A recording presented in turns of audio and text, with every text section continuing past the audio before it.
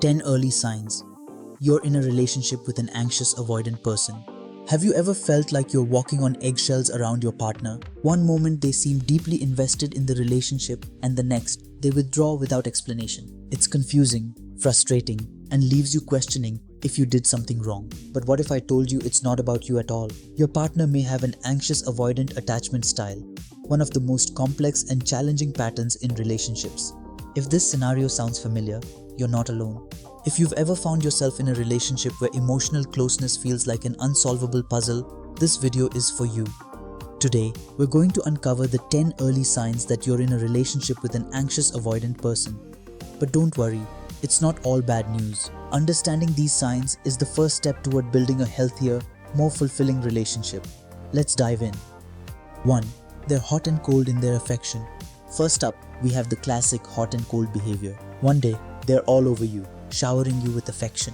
The next, they're distant and unresponsive. It's a roller coaster that can leave you feeling insecure and emotionally exhausted. This is because anxious-avoidant individuals crave intimacy but fear the vulnerability it brings. They struggle to find a balance between connection and self-protection. 2. They struggle with expressing their emotions. Picture this. You're sitting in a cozy cafe, sharing a conversation about the highs and lows of your day. But when you turn to your partner and ask, "How was your day?" you're met with a vague "fine" or "it was okay." I remember spending countless hours trying to encourage a past partner to open up about their emotions. It felt like trying to crack open a vault. Their difficulty in expressing feelings wasn't due to a lack of emotion, but rather an inherent fear of vulnerability that is often characteristic of an anxious-avoidant individual. It's not easy being in a relationship with someone who struggles to express their feelings clearly, and it can often leave you feeling disconnected. But understanding that it's not about unwillingness, but rather an internal struggle, can help us approach these situations with more empathy and understanding. 3. They deflect and avoid emotional conversations. You've probably noticed it. You bring up an issue that's been bothering you, hoping for a heart-to-heart conversation. But instead, your partner changes the subject, makes a joke, or finds an excuse to leave the room. This deflection is a common defense mechanism for those with an anxious-avoidant attachment style. Deep down, they fear that emotional conversations could lead to criticism, rejection, or abandonment. So they deflect and avoid. It's a survival strategy.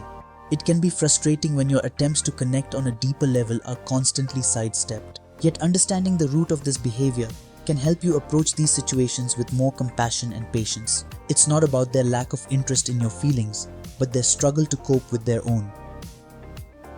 4. They have a tendency to push you away, then pull you back in.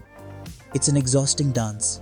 You feel like you've been pushed away, only to be pulled back in just when you start to distance yourself. This push and pull routine can be confusing and emotionally draining.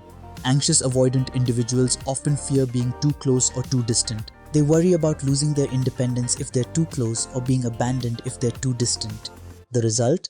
A fluctuating pattern of emotional distance and closeness that can leave you feeling insecure and uncertain. 5. They have a strong desire for independence. If your partner often emphasizes their need for space or independence, it could be another sign of their anxious-avoidant attachment style. They might insist on maintaining separate hobbies, resist making joint decisions, or even avoid moving in together. This fierce need for independence is rooted in their fear of losing their autonomy in the relationship. But here's the truth.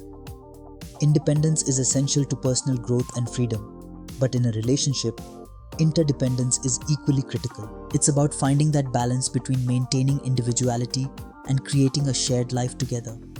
6. They often have a pessimistic view of relationships. Have you noticed a certain cynicism in your partner's view of love and relationships? Do they often speak of relationships as limiting, burdensome, or inevitably doomed to fail?